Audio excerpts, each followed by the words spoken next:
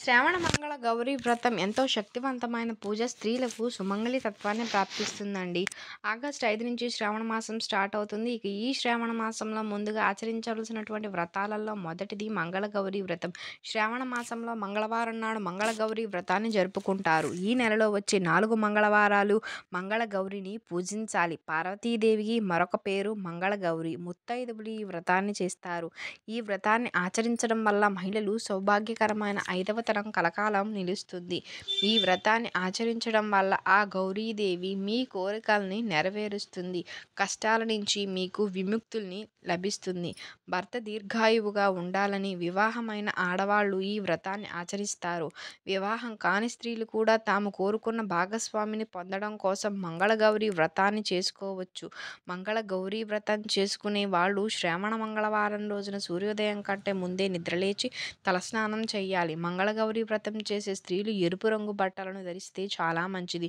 మీ ఇల్లంతా శుభ్రంగా చేసుకుని ఇంట్లో పసుపు నీళ్లు చల్లుకోవాలి. మీ ఇంటి గుమ్మానికి కూడా పసుపు కుంకుమలు పెట్టుకోవాలి. మీ పూజ గదిని కూడా పువ్వులతో అలంకరించుకోవాలి. మీ పూజ గదిలో ఉన్న శివపార్వతుల పటాలకు గంధం బొట్లు పెట్టి మీ దగ్గర ఉన్న నగలతో అలాగే పువ్వులతో శివపార్వతుల పటాన్ని నిండుగా అందంగా అలంకరించుకోవాలండి. అలానే మీ మనసులో శివపార్వతులను స్మరించుకుంటూ పూజ ప్రారంభించాలి. ఈ వ్రతాన్ని ఆచరించేవారు అమ్మవారి రూపాన్ని మీ పూజ గదిలో ప్రతిష్ఠించి పూజ చేసుకోవచ్చు. లేదా గౌరీదేవి అమ్మవారిని స్వయంగా మనమే తయారు చేసుకోవచ్చండి. అలాగే పూజ ప్రారంభించే ముందు ఒక ప్లేట్లో కొంచెం పసుపు వేసి అందులో కొన్ని పాలు పోసుకుంటూ పసుపు ముద్దలాగా తయారు చేసుకోవాలి. ఈ పసుపు ముద్దతో ఒక చిన్న గౌరీదేవిని తయారు చేసుకోవాలి. అలా గౌరీదేవిని తయారు చేసుకున్నాక మీ పూజ గదిలో ఒక ఎర్రని వస్త్రం లేదా దాని మీద ఒక 2 తమలపాకులు పెట్టి ఆ తమలపాకుల మీద గౌరీదేవిని ప్రతిష్ఠించాలి. తర్వాత గౌరీ అమ్మవారు కుంకుమ బొట్లు పెట్టి అక్షింతలు అలాగే పువ్వులు వేసి నమస్కారం చేసుకోవాలండి. గౌరీదేవి ముందు బియ్యపు పిండితో తయారు చేసినటువంటి దీపాలను వెలిగించాలి. ఈ పిండి దీపాలు ఎలా తయారు చేసుకోవాలి అంటే కొంచెం బియ్యపు పిండిని తీసుకొని అందులో కొన్ని నీళ్లు పోసి ముద్దలాగా తయారు చేసి 5 బియ్యపు పిండి దీపాలను తయారు చేసుకోండి. తర్వాత ఈ 5 పిండి దీపాలకు పసుపు రాసి కుంకుమ బొట్లు పెట్టి దీపం నువ్వుల నూనె పోసి ప్రతి దీపంలో 5 వత్తులను వేసి దీపాన్ని వెలిగించాలి. తర్వాత గౌరీదేవి ముందు తాంబూలం సమర్పించి అమ్మవారికి నమస్కారం చేయండి. ఇక అమ్మవారి పూజలో నైవేద్యంగా మీ శక్తి కొద్దీ నివేదించండి. ముఖ్యంగా గౌరీదేవి పూజలో పరమాన్నం, పచ్చి శనగలు అలాగే అరటిపళ్ళను తప్పకుండా ఉండాలండి. త్వరగా అమ్మవారికి హారతి ఇచ్చి సాంబ్రాణి ధూపం వేసి మీ కుటుంబంలో సుఖశాంతులను ఇవ్వమని అమ్మవారికి నమస్కారం చేసుకొని 3 ప్రదక్షిణాలు చేయండి. చివరగా గౌరీదేవికి మీ సంకల్పాన్ని చెప్పుకొని ఒక కొబ్బరికాయను పగలగొట్టండి. అంటే కొబ్బరికాయ కొట్టుకోవాలి. గౌరీదేవి వ్రతాన్ని చేసే వాళ్ళు ముత్తైదువును మీ ఇంటికి పిలిచి వాయనం అందించండి. ముత్తైదువులకు తాంబూలాన్ని ఇచ్చి ఆశీర్వాదం తీసుకోండి.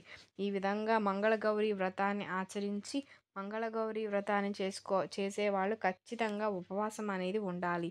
ఉపవాసం ఉండలేని వారు మీరు తినే ఆహారంలో ఉల్లిపాయలు, వెల్లుల్లిపాయలు లేకుండా చేసుకోవాలి. పూర్వం మంగళగౌరి వ్రతాన్ని సావిత్రీదేవి అలాగే ద్రౌపదీదేవి ఆచరించారంట. తొలిసారిగా ఈ వ్రతాన్ని ఆచరించే స్త్రీలు మీరు వ్రతం చేసేటప్పుడు మీ పక్కనే మీ తల్లిని ఉంచుకొని ఈ వ్రతాన్ని ఆచరిస్తే చాలా మంచిదండి. అలానే తొలి వాయనం కూడా మీ తల్లికి ఇస్తే ఇంకా మంచిది. తల్లి లేని పక్షంలో మీ అత్తకి కానీ ఇతర ముత్తైదువులకు కానీ వాయనం ఇవ్వాలి. మంగళగౌరి వ్రతాన్ని ఆచరించటానికి ముందు రోజున అలానే వ్రతం చేసే రోజున భాగస్వామితో కలయికలో పాల్గొనకూడదు. ఈ వ్రతానికి 5 ముత్తైదువులను మీ ఇంటికి పిలిచి వాయనం ఇవ్వాలి.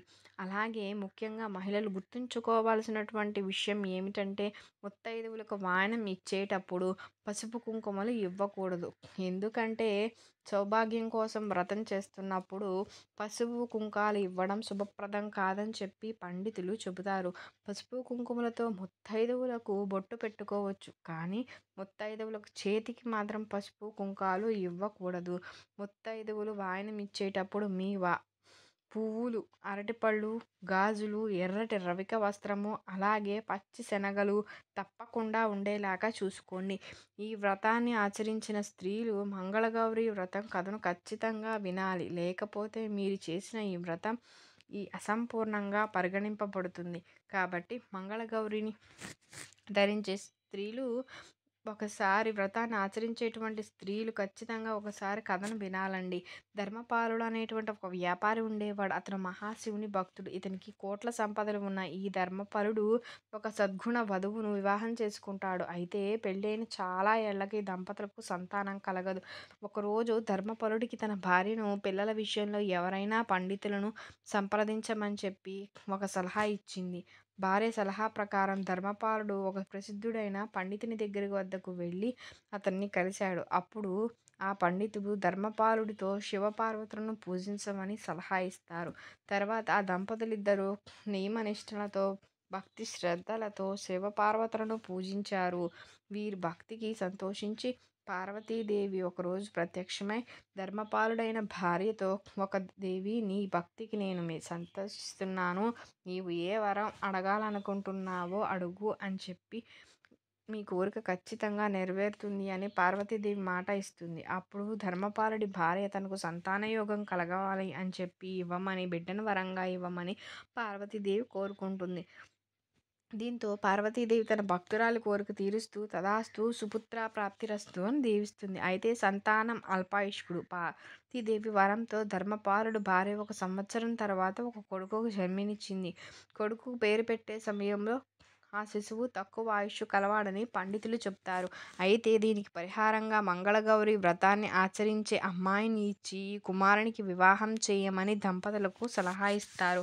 జ్యోతిష్యుడు చెప్పినట్టుగా మంగళగౌరి వ్రతాన్ని నియమనిష్టలతో ఆచరించే అమ్మాయిని చూసి తమ కొడుకుకు వివాహం జరిపిస్తారు. ఆ యువతి సౌభాగ్యరేఖతో ఈ ధర్మపాలుడి కొడుకు అపమృత్యు దోషం నుంచి బయటపడి చిరంజీవిగా తన భార్యతో కలిసి జీవించాడు. ఇంతటి శక్తి మంగళగౌరి వ్రతానికి ఉంది. ఈ వ్రతాన్ని ఆచరించిన వారికి శివయ్య వంటి భర్తలను ఇవ్వాలని మన పార్వతీదేవిని కోరుకుంటుంది. మీకు కనుక ఈ వీడియో నచ్చినట్లయితే లైక్ చేయండి, షేర్ చేయండి, సబ్స్క్రైబ్ చేయటం మర్చిపోకండి. Thank you for watching. Thank you so much అండి.